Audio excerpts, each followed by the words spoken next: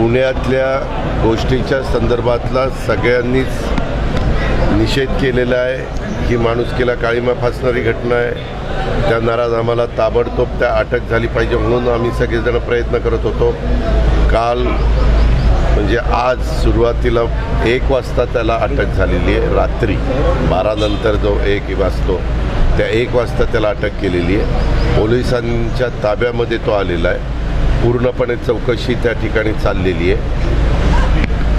आज कोर्टामध्ये देखील त्याला हजर त्या ठिकाणी केलं जाणार आहे आणि त्याच्यातून काय वस्तुस्थिती आहे ते सगळं निष्पन्न त्या ठिकाणी होईल। प्रतिकार केला असता तर तिथे लोक धावून आले असते। अरे थांबा रे बाबा, त्यामध्ये पहिल्यांदा आता कुणी तुम्ही अमुक असा म्हटला तमुक तसा म्हटला असं काही मला विचारू नका। मी तुम्हाला सगळ्यांना तुमच्या मार्फत महाराष्ट्रातल्या जनतेला एवढं सांगू इच्छितो, मी सकाळी CPशी बोललो। CPंनी मला सांगितलं की त्यांना 1 वाजता ताब्यामध्ये घेतलेलं आहे आणि त्याची चौकशी चालू आहे। चौकशी चालू असताना कधी कधी काय होतं, उत्साहाच्या भरात मीडिया हा इकडं गेला हा तिकडं गेला, TV तर सगळ्यांनाच दिसतात। वास्तविक अशा प्रकारच्या काही बातम्या ह्या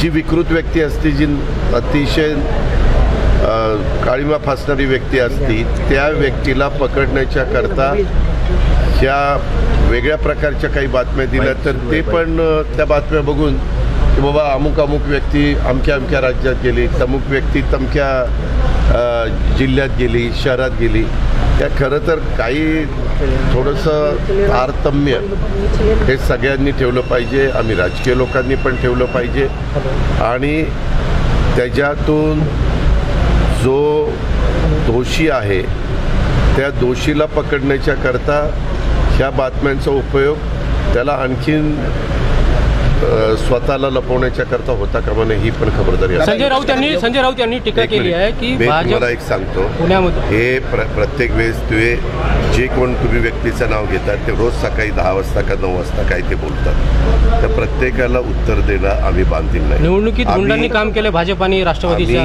आम्ही काय झालं निवडणुकीमध्ये पुण्यातल्या गुंडांनी भाजप आणि राष्ट्रवादीचा प्रचार केला, त्याच्या संदर्भामध्ये जर काही तक्रार असेल, जे गुंड असतील त्यांच्या नावानिशी तक्रार दिली तर पोलीस चौकशी करतात।